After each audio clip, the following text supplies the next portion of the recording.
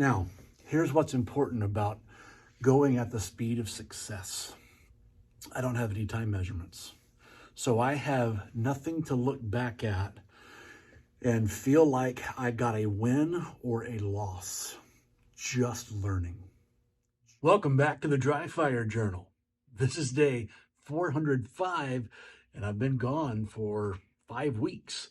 I was serving on a jury at Yakima County Courthouse for a state trial, and it took 5 weeks to get done, and I'm finally back. So, Springfield operator, totally clear, nothing in the chamber, nothing in the magazine well.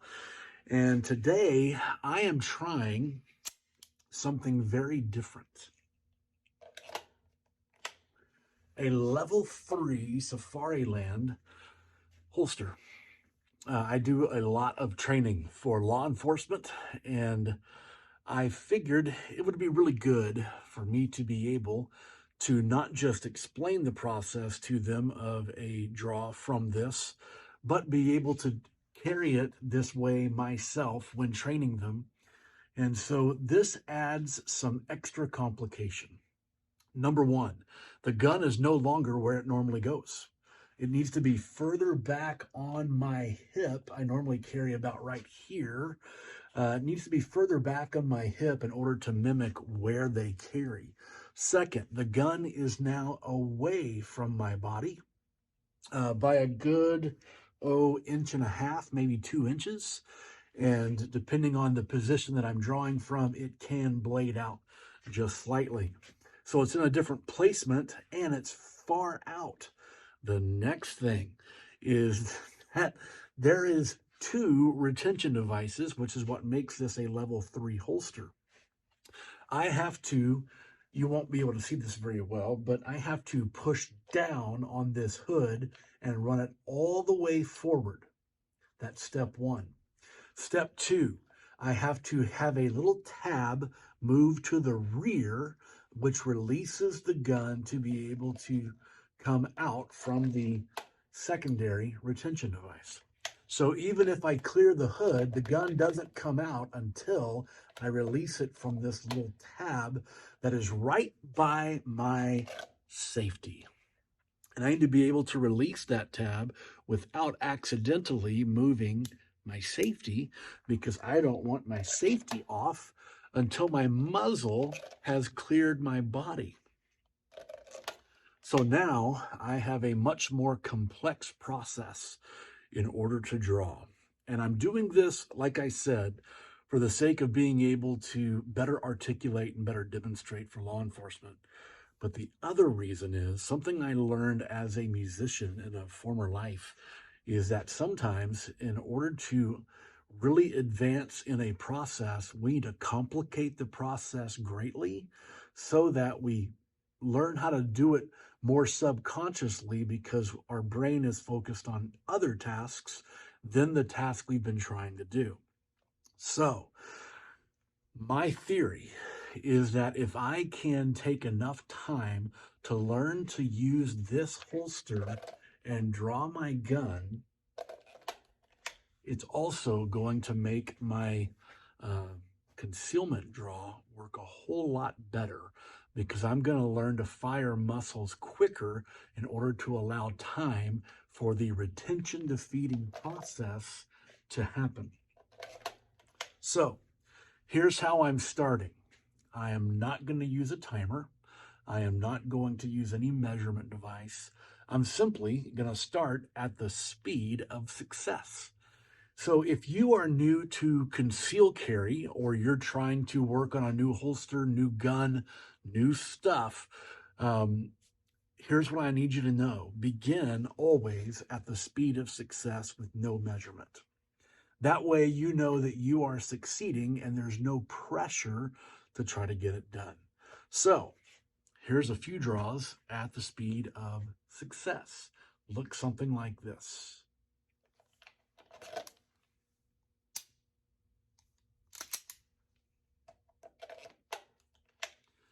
Something I just noticed is going back into the holster, I did something I did not like. I put my safety on, and then I went to look for my holster while my gun was moving. And this is a clear gun, obviously, but I'm pretty sure I floated the gun inward toward myself as I did that. So that was a valuable rep to learn how to not do that. Here's number 2.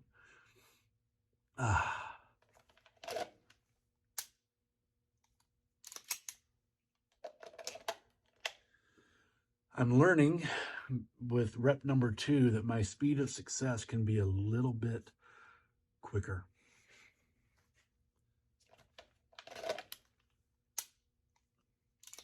And I almost flubbed it.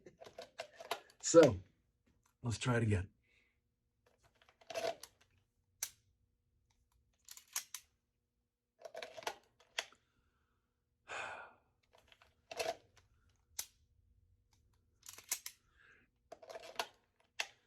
I'll go this direction so you can watch the manipulations here.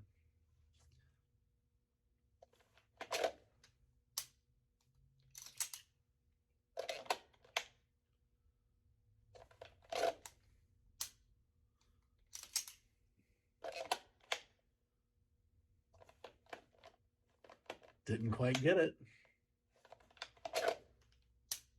but I'm learning. Once I've done a few at the speed of success, now I can start pushing and find out, how do I get this done? So I'm going to try to push. Here we go. Missed it completely. Nope. I don't know where my hand goes yet.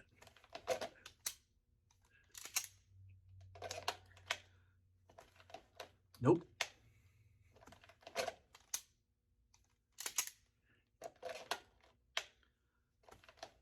Nope.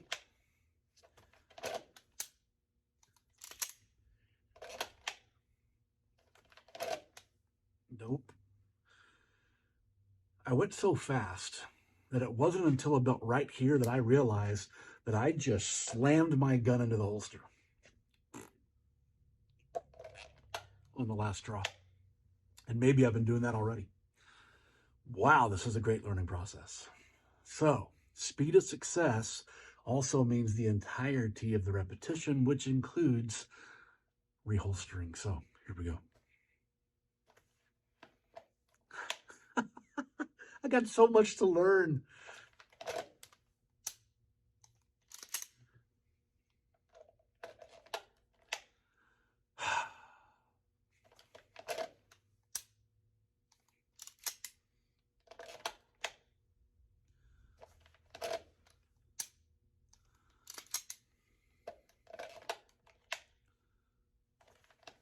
Nope.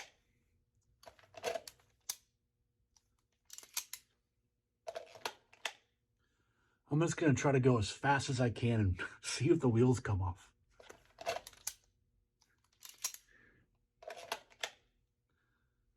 Nope. Missed my safety. One more, then I'll be done for this video. Flubbed it, but still got there. Now, here's what's important about going at the speed of success. I don't have any time measurements. So I have nothing to look back at and feel like I got a win or a loss. Just learning. Just learning. And there's tremendous amount of value for this if you leverage this in something that you're trying to work on, whether it's from concealment, reloads, transitions, anything like that. Try to move at the speed of success and then come back later and add in the measurements. I have begun to use this pattern of training with students here at the range where I work, and also with Red Hawk classes, what I do on the weekends. And it has been tremendous to see rapid growth by taking away the measuring sticks. Just something to consider. And I'm not saying abandon everything you've ever done. I'm saying throw this methodology into your practice and see what happens. All right, I'm back. Hope to see you guys here on the video, and feel free to continue to email me, text me, drop a comment in the channel or whatever. Let me know what you're working on and give me your ideas for what I can do better with this if you have any experience with it. This is probably the longest YouTube video I've made yet, so if you're still watching, thanks for hanging out with me, and I'll see you tomorrow.